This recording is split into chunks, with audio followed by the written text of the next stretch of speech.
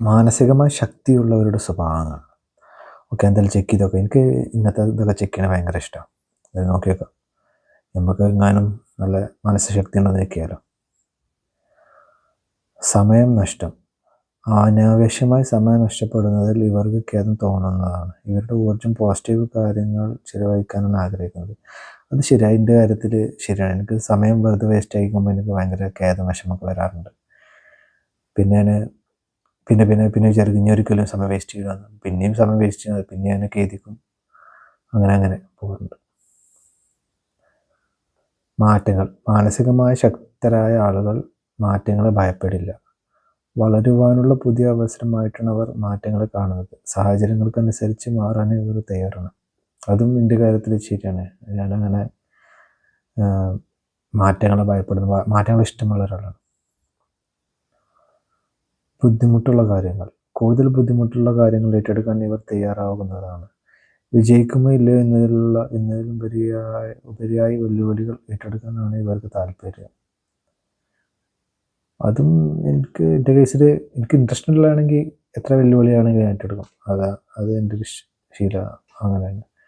Interest ഇല്ലാത്ത കാര്യമാണെങ്കിൽ, വെല്ലുവിളിയാണെങ്കിൽ ഞാൻ ഇൻട്രസ്റ്റ് ഇല്ലാത്ത കാര്യമാണെങ്കിൽ എന്തായാലും ഏറ്റെടുക്കില്ല.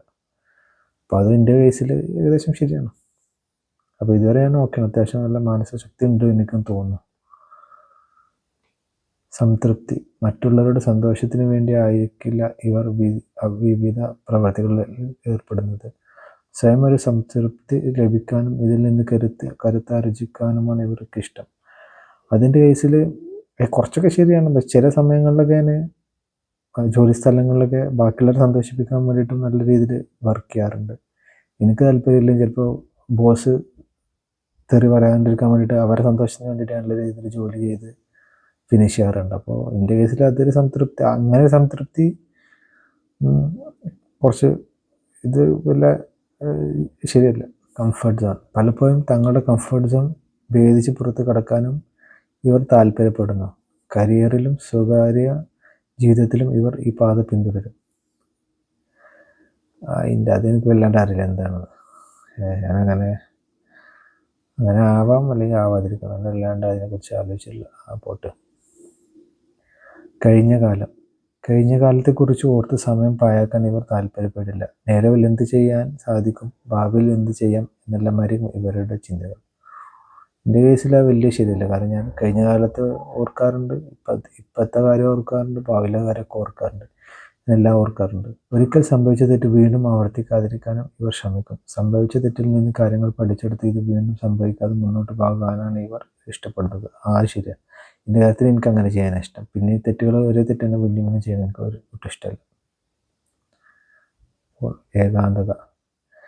ഏകാന്തതയെ ഇക്കൂട്ടർ ഭയപ്പെടുന്നില്ല. ഒറ്റയ്ക്കിരിക്കുന്ന സമയം ഇവർ മാനസികമായ ഊർജ്ജം സംഭരിക്കാൻ ഉപയോഗിക്കും. കൂടുതൽ ഹോബികളും ഇവർ വളർത്തിയെടുക്കും. അത് ശരി. എൻ്റെ കേസ് എനിക്ക് ഏറ്റവും കൂടുതൽ ഒറ്റയ്ക്ക് ഇരിക്കാനാണ് ഇഷ്ടം. ഒറ്റയ്ക്ക് ഇരിക്കുമ്പോൾ നമുക്ക് നമ്മുടേതായ രീതിയിൽ നല്ല നൈസായിട്ട് നമുക്ക് തോന്നിയ കാര്യങ്ങളും ഒക്കെ മാത്രം നമുക്ക് ചെയ്യാൻ പറ്റും, ചിന്തിക്കാനൊക്കെ പറ്റും. നമുക്ക് കൂടുതലായിട്ട് നമ്മളെ ഉള്ളിലേക്ക് ഇറങ്ങിച്ചെല്ലാം നമ്മൾ ഒറ്റയ്ക്ക് ഇരിക്കുമ്പോൾ. അത് എൻ്റെ കാര്യത്തിൽ ശരിയാണ്. പ്രധാന കാര്യങ്ങൾ.